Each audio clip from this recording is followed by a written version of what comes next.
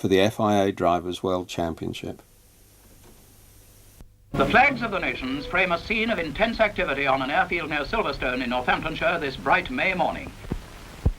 Here on this British motor racing circuit, the world's leading aces, with their supercars, mobile workshops, team managers, mechanics and all the paraphernalia which must accompany them, are preparing for the greatest of all races, the Grand-Prix d'Europe. They are here from Italy, France, Switzerland, Belgium, Siam, Era and the Argentine, and of course Great Britain. It's a great and colourful day for British motorsport. This year, the Royal Automobile Club has been granted the honour of organising this Battle of the Giants, the first time ever that the title has been permitted to leave France or Italy. In the paddock, mechanics and even the drivers give the final touches to the cars, while in the shade of the marquees a suitable welcome is prepared for the vast concourse of 100,000 people who will attend the race. It's a great motorists' get-together day, a day for parties, official and private. We look in for a moment at a cocktail party given by the Guild of Motoring Writers to the foreign press and officials. Colonel F. Stanley Barnes, clerk of the course, slips in to meet old friends, as does John Cobb, holder of the world's land speed record. We pick out that internationally famous figure, Earl Howe, wearing his customary cap. Others are doing themselves rather well in the food line, but while some eat and drink, the preparatory work must continue. There are the finishing touches to be applied to the stands and the scoreboards. In the paddock, where the competitors are waiting, we catch a glimpse of Bob Gerrard, one of Britain's leading drivers, discussing with his wife, Joan, plans for the race. Cuthbert Harrison, another fine ERA driver, wonders, it seems, what he should wear. The Alfa Romeo mechanics and team manager are now able to relax and smile, but only temporarily after their labours. One mechanic sends a postcard home, and greatly impressed he is by the mobile post office, which is so handily placed. But now the time draws near for the cars to be on the course. Here is France's only hope in Grand Prix racing, the big 4.5-litre unsupercharged Talbot, so much larger and heavier than the Type 158 Alfa Romeos of 1.5 litres and with two-stage supercharging. On the evidence of past form, the 8-cylinder Alphas are the fastest cars of post-war racing. They are the leading attraction today, and the spectators, they have been streaming in like this, by coach, car, motorcycle, push bike and on foot, since early morning, to take up their vantage points all round the 2.8 miles course. Press officer Dudley Noble is harassed by all and sundry from the nation's newspapers. "I'm sorry, old chap, but there is just not a single track pass left."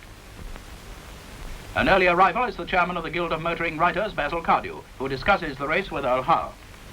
For the enormous crowd today, there is a curtain raiser to the race. Brought here for its first public appearance and a demonstration run is the BRM, a car built by a group of enthusiastic firms and individuals who are determined to establish Britain on the Grand Prix racing map. Raymond Mays takes it round the course for all to see.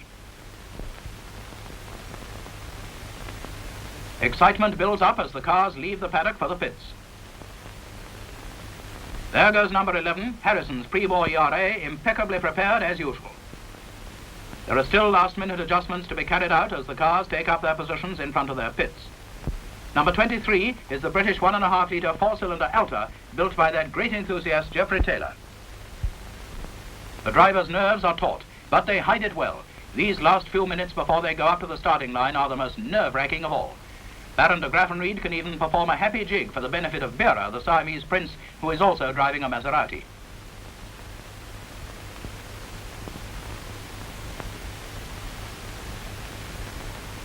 Then the crowd's attention is suddenly diverted from the activity in the pit area. Their Majesties the King and Queen, accompanied by Princess Margaret and Lord and Lady Mountbatten, have arrived on the course.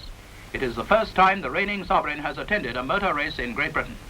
The drivers are presented to the royal party. The Queen chats with Baron de Graffenried. Princess Margaret asks Bera what his chances are against the all-powerful Italian team.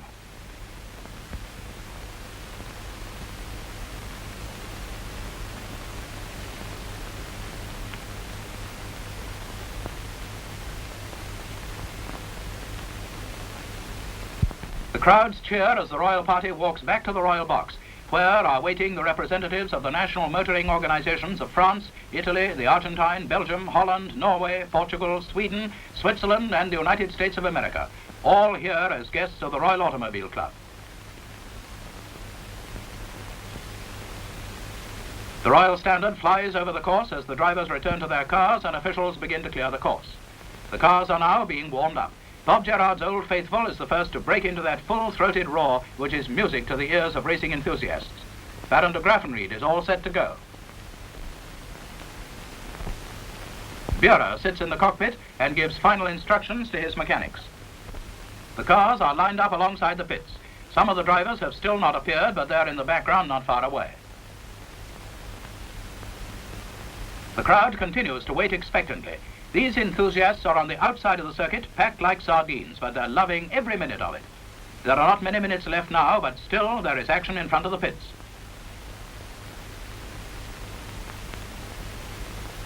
The soft warming-up sparking plugs have to be changed for the special racing type. Hurry up, boys.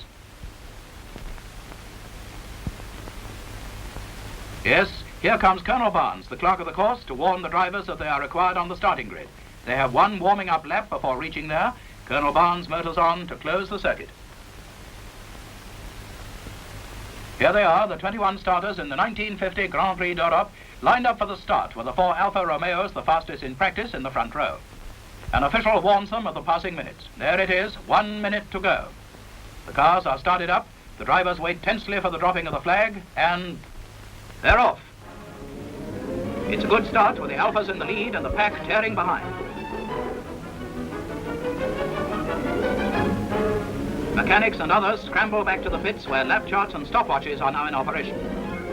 Farina gets in front with the first lap in 1 minute 50.6 seconds, a speed of 94.02 miles per hour. He is followed closely by his teammates Fangio and Fagioli, then Reginald Parnell, the Britisher. Then comes Buehrer in the Maserati and Martin in the Talbot. The pace set by the Alfas is a terrific one. There are early retirements: Leslie Johnson's ERA, Martin's Talbot, Tony Rolt's ERA, and less than 5 of the 70 laps completed.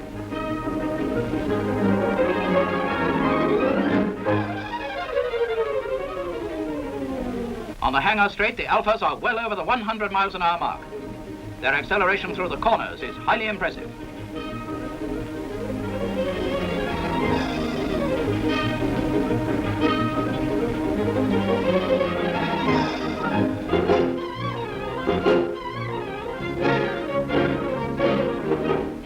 The Royal Party is personally conducted around the inside of the circuit by Mr. Wilfred Andrews and officials of the Royal Automobile Club. The party is able to watch the racing from special stands erected at different points.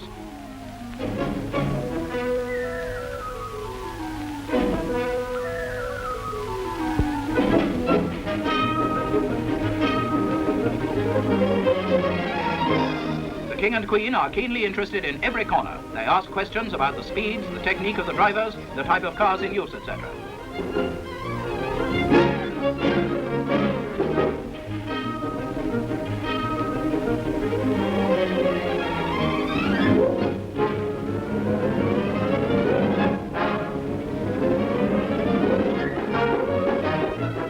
Alfas continue to dominate the race, but now the wily Fagioli has taken the lead from Farina, but by less than half a second. Fangio is third, Parnell fourth, Buehrer fifth, and de Grafenried sixth. The Italian racing colours, that vivid red, are thus in the first 6 places.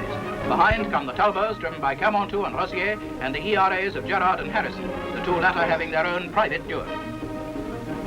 19 laps covered, and Farina is back in the lead, a second ahead of Fagioli.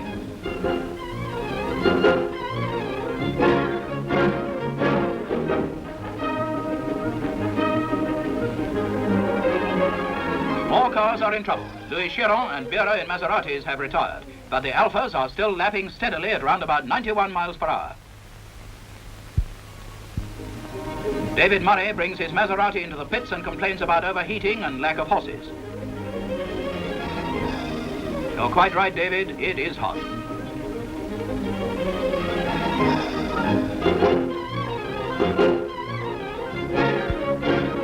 Now what's to do? A quick consultation, and the car is found to be too hot to continue. Just another retirement. 36 laps covered, just over half distance. Farina is still in the lead with Fagioli second and Parnell third. Crossley brings in his Alta for refueling. The pressure hose has failed and the car has to be replenished by hand. As a result of this mishap, the operation takes 2 minutes, 5 seconds. Fangio has already stopped for refueling. It occupied only 25 seconds but lost him third place. Parnell stops later, just 30 seconds. Wonderful examples of efficient pit management by the Alfa Romeo organization.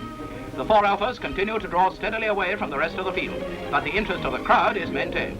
Four Talbots are still running, one driven by Johnny Clay in the Belton. Gerard and Harrison in the ERAs and David Hampshire and Joe Fry in Maseratis are still there.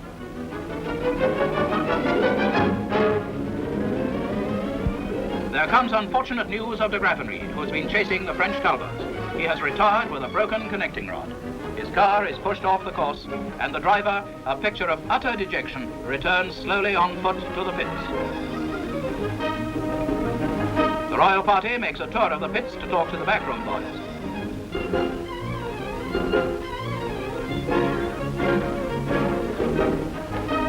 An Alpha victory now seems a certainty, but soon excitement is added to the race by an unexpected development. A terrific duel has arisen between Farina and Fangio, now in second place. Signals go out to the Alpha driver.